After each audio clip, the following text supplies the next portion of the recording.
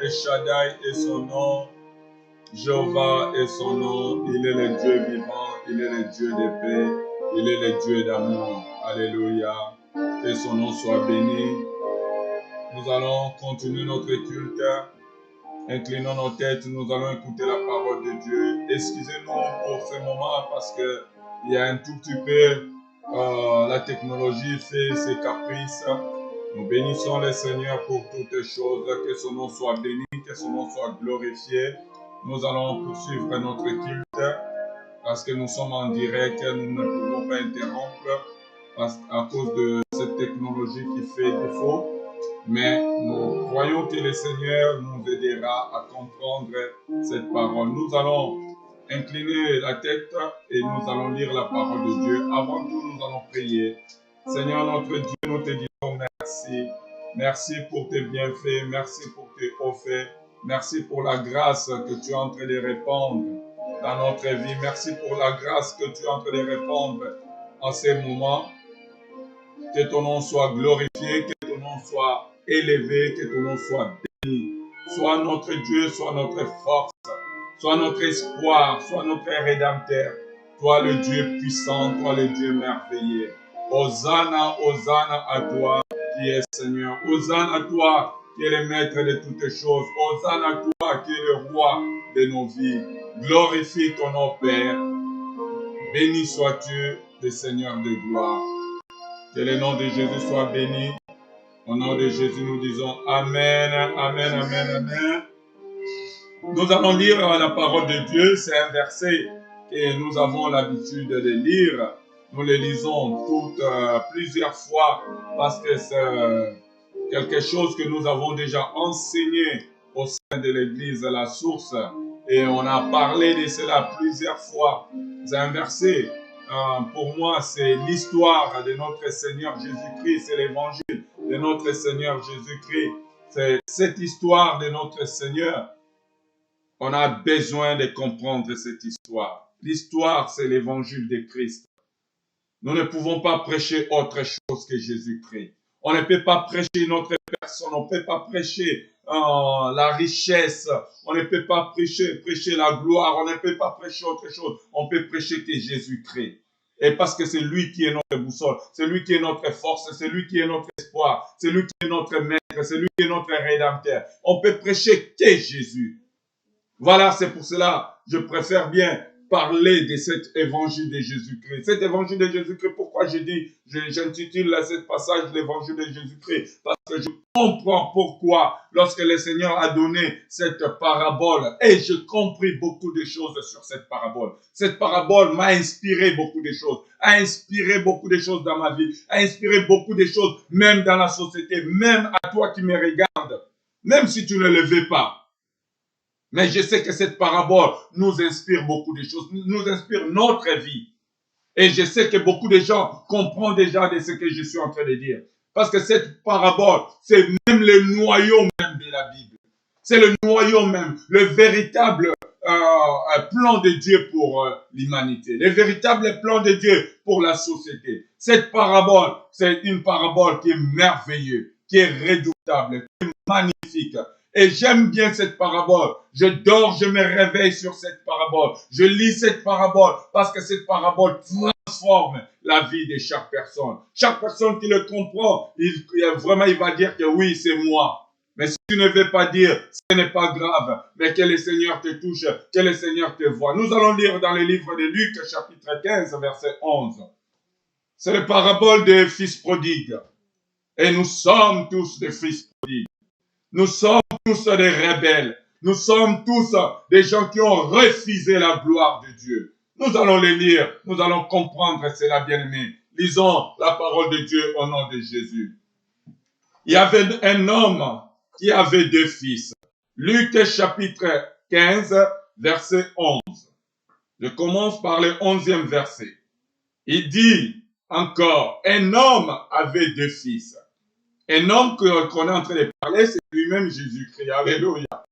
Le plus jeune nous dit à son père, mon père, donne-moi la part de biens qui me doit revenir. Et le père leur partagea son bien. Peu de jours après, le plus jeune fils ayant tout ramassé, partit pour un pays éloigné, où il dissipa son bien en vivant dans la débauche. Lorsqu'il eut tout dépensé, une grande famine survint dans ces pays. Et il commençait à se trouver dans les besoins. Il alla se mettre au service des habitants du pays, qu'il envoya dans ses champs garder les pourceaux. Il aura bien voulu se rassasier des carouges de manger les pourceaux, mais personne n'en lui donnait. Étant rentré à lui-même, voilà ce verset que j'aime bien.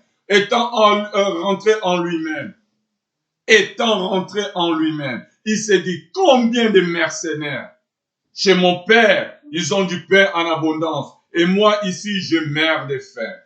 Je m'élèverai. Non. Il n'a pas dit que je vais regarder, je cherche quelqu'un pour m'élever. Non, il a dit en lui-même. Ça, c'est magnifique. Nous allons y revenir. Je m'élèverai. J'irai vers mon père. Et je lui dirai, mon père, j'ai péché contre toi. Il n'a pas dit, c'est un tel qui m'a poussé à pécher. Il n'a pas dit, c'est un tel qui m'a poussé à faire des bêtises. Il n'a pas dit, c'est un tel qui m'a poussé à faire de n'importe quoi. Il a dit, j'ai péché. J'aime bien cet enfant. Je ne suis plus digne d'être appelé ton fils. J'ai péché contre toi et contre les ciels. Et je ne suis plus digne d'être appelé ton fils. Traite-moi comme l'un de tes mercenaires. Et il s'éleva et alla vers son père. Comme était encore loin, son père les vit et fut ému de compassion. Il courut, s'est jeté à son cou et les baisa. Le fils lui dit, et c'est que nous avons lu. Mais moi, je vais m'arrêter là. Je vais m'arrêter là, pourquoi? Parce que je vais vous parler d'une chose merveilleuse, une chose redoutable. Je vais vous parler de cette réconciliation qui s'est passée entre père et fils. Mais nous allons y revenir, parce qu'aujourd'hui, je ne parle pas de la réconciliation, mais je vais seulement vous parler de quelque chose qui est magnifique, le cœur du Père.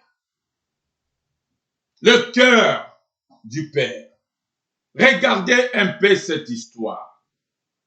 Regardez cette histoire qui est merveilleuse. La Bible nous décrit, lorsque le Père l'ayant vu, il fut ému de compassion. Ému de compassion. Mais est-ce que Dieu peut se mettre vraiment en tristesse? Est-ce que c'est son rôle de se mettre en tristesse? Si on regarde très bien, non, le Père peut se moquer même. Il peut dire, oh, voilà, tu as bien compris, tu étais têtu. Le Père, il pouvait dire ça, parce que la réalité, la personne qui a faussé dans cette histoire, ce n'est pas les pères. Le titre de mon message, c'est le cœur du Père. Regarde la nature du Père. Il s'est même pas mis en colère. La Bible dit, le Père le vit de loin et il fut ému de compassion. Quel Dieu merveilleux! Quel Dieu redoutable! Mais cette histoire commence par la rébellion. Cette histoire commence par la rébellion. Mais avant d'arriver à la rébellion, cette histoire commence par la joie. La joie de la famille. Dieu a créé l'homme pour qu'il vive heureux, pour qu'il soit en bon terme avec Dieu. Et Dieu les plaça dans les jardins d'Éden. L'homme, il était heureux. L'homme, il était joyeux. L'homme, il parlait avec des animaux. L'homme, il marchait dans les jardins d'Éden. Il était joyeux, magnifique. Lorsqu'on parlait le plus jeune, c'est toi et moi. Parce que avant tout, Dieu a créé les anges. Dieu a créé toute personne qui est au ciel. Mais sur la terre, il dit, créons l'homme à notre image. Voilà les jeunes. Le plus jeune, c'est toi et moi. Le plus jeune, c'est moi.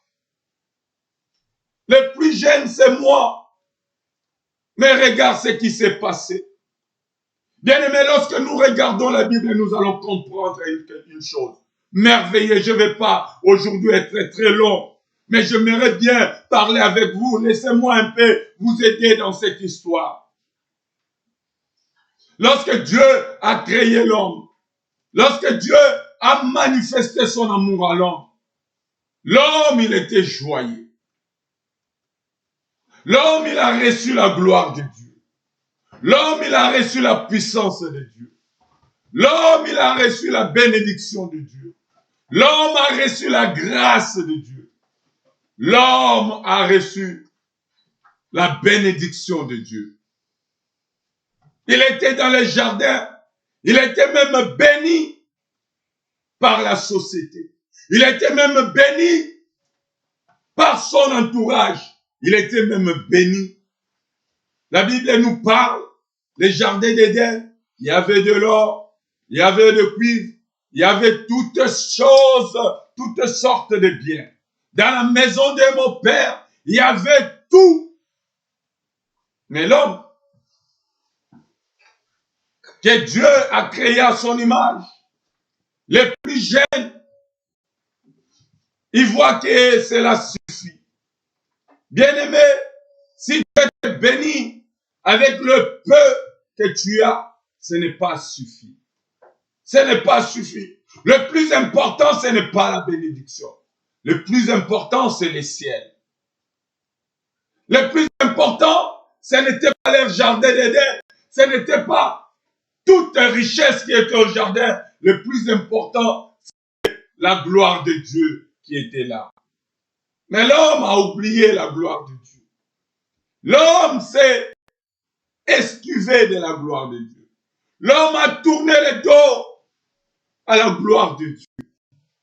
L'homme voit seulement des miettes. L'homme s'attache seulement aux miettes. L'homme s'attache seulement aux richesses. Mais il oublie celui qui donne la richesse. Il oublie celui qui bénit. Il oublie celui qui donne la grâce. Non, l'homme a regardé seulement à la bénédiction. Regarde l'arrogance de l'homme. Regarde l'impolitesse de l'homme. Regarde la rébellion de l'homme. Le plus jeune dit à son père, quelle impolitesse, bassesse, ton père qui t'a mis au monde, tu vas te lever contre lui. Ton père qui t'a engendré, ton père qui t'a donné la vie, ton père qui t'a donné la gloire, tu t'opposes même à ce père-là. Il dit, donne-moi ma part. Donne-moi ma part. Bien-aimé, ici en Europe, on a une tendance, à chaque fois que je demande à mes enfants, donnez-moi ça. Il dit, papa, tu n'as pas dit les mots magiques. Je dis, c'est quoi les mots magiques? Il dit, s'il te plaît. Ça veut dire, même regarde les enfants ici en Europe, pour demander quelque chose, il dit, s'il te plaît. Mais regarde l'homme, lorsqu'il demande à Dieu, il n'emploie pas le mot politesse. Il est arrogant devant Dieu. Il est arrogant devant le Tout-Puissant. Il est arrogant devant celui qui l'a créé. Il est arrogant devant celui qui lui donne le souffle de vie. Il pense que se réveiller, c'est un droit. Je me suis réveillé, je vais faire ça, je vais aller comme ça. Non, se réveiller, ce n'est pas un droit. C'est une faveur. C'est une grâce. Se réveiller ne peut pas être l'habitude. Quand je regarde la télévision, je vois les gens qui n'arrivent même pas à se réveiller, qui sont dans les oxygènes. On cherche même les respirateurs pour que ces gens-là puissent respirer. Et toi, tu te réveilles, tu penses que oh, aujourd'hui, je vais aller à la boîte de nuit. Aujourd'hui, je vais faire ça. Oh, aujourd'hui, je vais faire ça. Bien-aimé, Ecclésiaste dit, jeune homme, réjouis-toi. Réjouis-toi. Tu es libre. Mais cette liberté, parce que tu es arrogant, tu es impoli, tu es méchant vis-à-vis de ton père qui t'a créé à son image. Regarde cet enfant. Bien-aimé, quand je lis ces versets, tous les jours, je n'arrive même pas à décoller au premier verset. Le 11e verset, excusez-moi. Parce que je regarde seulement l'insolence de cet enfant. Regarde comment il dit, Père, donne-moi ma part. Le plus jeune dit à son père, donne-moi ma part. C'est comme la richesse, c'était à toi. La richesse, c'était pas même à toi, mais c'est lui qui t'a donné. Donne-moi ma part. Donne-moi mon héritage. Donne-moi ma bénédiction. Que je me casse de ta maison. Je n'ai pas besoin des ciels. Je n'ai pas besoin de toi, Dieu. Je n'ai pas besoin de toi, le maître de toutes choses. Je n'ai pas besoin de toi. J'ai besoin de seulement de faire ma vie. Regarde la saleté de l'homme. La Bible dit, le Père, oh, vous savez, des fois, quand je lis ces versets, excusez-moi l'émotion, mais ça me fait pleurer. Parce que ces versets, je regarde le Père, il peut se me prendre un bâton, il dit impoli, je vais te frapper, comme moi je fais avec mes enfants. Lorsqu'ils parlent très fort, je dis, hé, on se calme, je suis papa. Comme nous, les pères à la chair, lorsqu'un enfant te manque du respect, tu t'élèves. Mais Dieu, non. Dieu, même tu es arrogant, Dieu laisse. Regarde l'amour de Dieu. Regarde la simplicité de Dieu. Non. Et en vous, les sentiments qui étaient en Jésus-Christ. Regarde son cœur. Même tu es impoli, il te regarde. Lorsque tu vas aller faire la sorcellerie, même que tu es en train de faire la sorcellerie là, il te voit, il ne dit rien. Il te regarde. Il te regarde. Tu es en train de penser à faire du mal. Il ne fait rien. Il te regarde. Parce que c'était ton choix. Tu as choisi de faire le mal. Tu as choisi de faire des bêtises. Tu as choisi. Il ne t'oblige pas. Il te regarde. Le Père lui donnant sa part. Le Père lui donne sa bénédiction. Le Père lui donne ce qu'il a besoin. Le Père lui donne ce qu'il veut. Au lieu de rester avec cette bénédiction à côté du Père, peut-être un jour que je vais manquer, je vais demander encore l'aide du Père. Non, il s'enfuit. Rebelle que nous sommes. Et il partit dans un pays éloigné où il gaspilla. La Bible dit gaspiller. C'est-à-dire il n'a pas fait en bon usage la bénédiction de Dieu. Combien de peuples de Dieu, les serviteurs de Dieu, qui sont en train de jouer avec la bénédiction que Dieu t'a donnée. La grâce. La grâce. Les gens jouent avec la grâce. Les gens jouent avec l'onction. Parce que tu as l'onction, bien-aimé, je vais vous dire une chose. L'onction, c'est la gloire. Dès qu'on te donne la gloire, ça attire beaucoup de choses. Et un jour, j'ai expliqué aux gens, j'ai dit l'onction, c'est comme l'aimant. Prenons cette ferraille-là d'aimant, en mettant ça comme ça tire toutes sortes de ferrailles. L'onction, c'est pareil. Et l'onction, cette gloire que Dieu t'a donnée, tu commences à faire n'importe quoi. À vivre dans l'impudicité, dans l'adultère, dans toutes sortes de bêtises. L'onction attire toutes choses. Des bons ferrailles, même des mauvais, des ferrailles rouillées. L'onction va t'attirer. Un jour, tu vas avoir beaucoup de choses que tu n'as pas pensé. Regarde l'homme il laisse même l'usage que Dieu a donné, l'usage naturel. Il va aller vers l'homosexualité. L'homme va aller même chercher des animaux pour passer des moments avec des animaux, des rapports avec des animaux. Regardez là où il est parti l'homme, dans la bassesse, dans la saleté. Il est parti loin. Il est parti loin. Il est parti loin avec la saleté. Mais voilà, quelque part, il y a des hommes intelligents qui se réveillent. J'ai écouté mon président de la République qui a dit, nous sommes en guerre. Bien-aimé, moi, je répète ces mots parce que pour moi, ces mots, ça veut dire au secours. Quand quelqu'un dit nous sommes en guerre avec un ennemi que nous ne comprenons pas, ça veut dire l'homme, il a fait tout ce qui est dans son pouvoir. Il n'arrive pas. J'aime bien cet enfant. Il dit, je me lèverai, j'irai vers mon Père. Je dirai à mon Père, j'ai péché contre toi. Bien-aimé, lève-toi et dis à Dieu, j'ai péché contre toi. Reconnais tes péchés. Reconnais tes mal. Reconnais que tu as mal fait. Tu es parti loin. Orgueilleux, voleur, impudique, escroc, adultère, menteur. Dis-le dans ton cœur. J'ai péché contre Dieu. Dis-le. Ne dis pas que c'est un tel qui m'a poussé.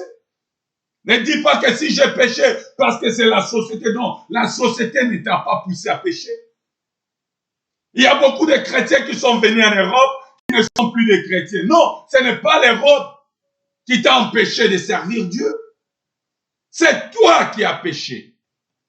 Parce que tu manges le fromage? Parce que tu manges l'hamburger? Non. Dis, j'ai péché. Mais je reviens vite fait pour finir, pour vous dire le cœur du Père.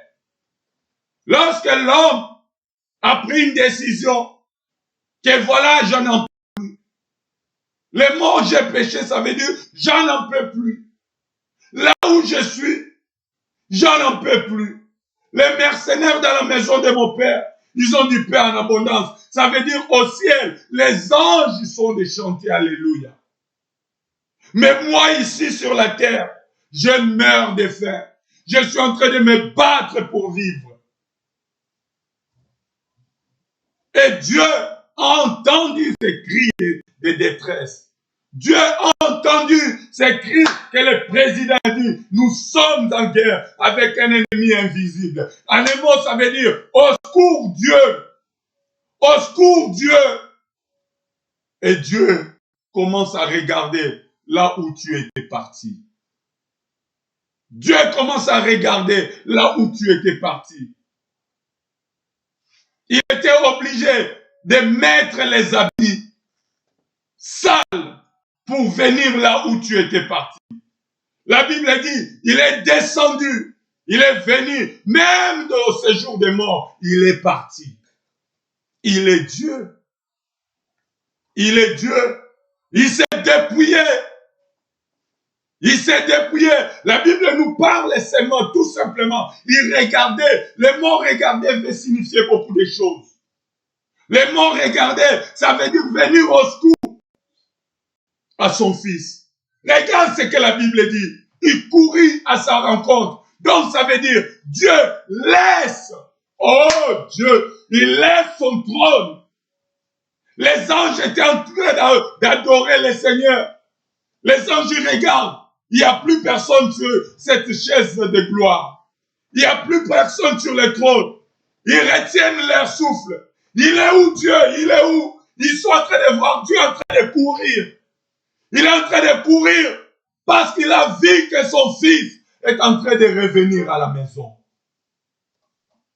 Il a vu que son fils, il est dans des difficultés. Il a vu que son fils, il est dans le tourment.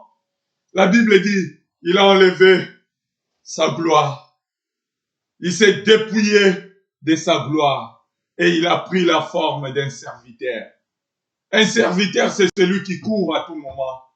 Celui qui court, qu'on envoie, fais ça, il fait, fais ça, il fait. C'est pour cela, moi, j'ai entendu les hommes de Dieu dire, Dieu c'est notre enfant de course. Non, Dieu n'est pas ton enfant de course. Dieu n'est pas ton enfant de course. Mon frère, il n'est pas ton enfant de course. Il est Dieu. Il s'est dépouillé de son trône pour devenir un enfant de course, pour que tu sois sauvé. Il court. Il court. Il court pour te chercher. Il a laissé son trône. J'aime bien une chanteuse congolaise qui a chanté une cantique merveilleuse que j'aime beaucoup. Elle dit, Otikiti Abokondinayo. Tu as laissé ton trône et tu es venu sur la terre pour me chercher. Il a laissé son trône et il est descendu pour te chercher. Il est descendu pour me chercher. Là où j'étais en train de faire les pas, il est descendu pour me chercher. Il est venu pour me chercher. Il a laissé le trône et il court à sa rencontre. La Bible dit, le Père est mis de compassion. Est mis de compassion. Bien aimé, il pouvait dire, c'est ta faute, mon fils. Il pouvait dire, c'est toi les rebelles. Il pouvait dire, c'est toi les méchants. Mais Dieu n'a pas dit ça. Dieu n'a pas dit ça. Dieu n'a pas dit ça. Tout ce que tu fais, étant rebelle, Dieu n'a pas dit ça. Il t'étend la main. Il t'étend la main. Il t'étend la main. La Bible dit, il s'est dépouillé de son trône, de sa gloire. Il a pris la forme d'un serviteur. Il est venu sur la terre. Il a porté un nom qui s'appelle Jésus. Et il est venu te chercher. Il t'étend la main. Bien-aimé, Dieu t'étend la main. Il t'étend la main. Il t'étend la main. Il dit, venez à moi, vous tous qui êtes fatigués et chargés. Bien-aimé, tu es fatigué avec tous les péchés que tu as portés, avec tous les péchés que j'ai portés, avec tous les péchés que j'ai faits. Non, je suis tellement fatigué. À la Ligue, on avait une cantique qu'on chantait tout le temps. Oui, c'est aujourd'hui que Jésus t'appelle. Ça fait si longtemps. Il veut te sauver, mon ami. Ta vie est chargée de tant de problèmes que tu n'as jamais trouvé la réponse. Jésus est la réponse. Il est la réponse à tes problèmes. Il est la réponse à ta vie. Il est la réponse à tes pensées. Le Dieu Tout-Puissant, le Père éternel, il t'a laissé. Il t'étend la main. Il t'étend la main. Veux-tu prier avec moi? La Bible dit, il a laissé son trône. Seulement à ce que quand tu avais dit, j'ai péché. J'aimerais bien que, bien-aimé, que tu puisses dire, j'ai péché. Et le Père va courir à ta rencontre. Et le Seigneur va courir à ta rencontre. Inclinons nos têtes. Dis-lui, Père, j'ai péché. J'ai péché. J'ai péché. J'ai péché. J'ai péché. Si tu veux prier avec moi, prie avec moi. Tendre Père notre Dieu, je conduis ma vie comme moi-même. J'étais rebelle. J'étais méchant. J'ai abandonné la gloire que tu m'as donnée. Et je suis reconnaissant. Je vais me réconcilier avec toi. Je vais me réconcilier avec toi, Père. Ton cœur est toujours prêt pour moi. Mais c'est moi qui étais méchant. C'est moi qui étais rebelle. C'est moi qui étais parti loin. Je vais me réconcilier avec toi. Je vais me réconcilier avec toi. C'est moi qui ai refusé le trône.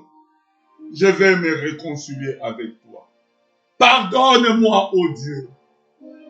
Pardonne-moi, Père. Pardonne-moi, Seigneur. Traite-moi comme l'un de tes mercenaires. Pardonne-moi, je ne suis plus digne d'être appelé ton fils. Pardonne ma vie, pardonne mes pensées et pardonne mon âme. Si tu as fait cette prière, sachez que tu es revenu dans la maison. Tu es revenu dans la maison. Tu es revenu dans la maison. Parce que la Bible dit, il ne mettra pas dehors celui qui vient à lui. Dieu, il t'aime et Jésus t'aime. Il est notre Dieu. Nous bénissons ton nom et nous élevons ta grandeur au nom de Jésus. Dieu, tu es bon, oh oui, Dieu, tu es bon. Dieu, tu es bon, oh oui, Dieu, tu es bon. Je te bénirai, je t'exalterai. Que Dieu vous bénisse, que Dieu vous garde. Et à la prochaine. Sois béni au nom de Jésus. Car tes bontés sont si précieuses, oh Dieu. Dieu, tu es bon, oh oui, Dieu, tu es bon. Dieu, tu es bon, oh oui, Dieu, tu es bon. Je te bénirai, je t'exalterai, je te célébrerai toute ma vie, car tes bontés sont si précieuses.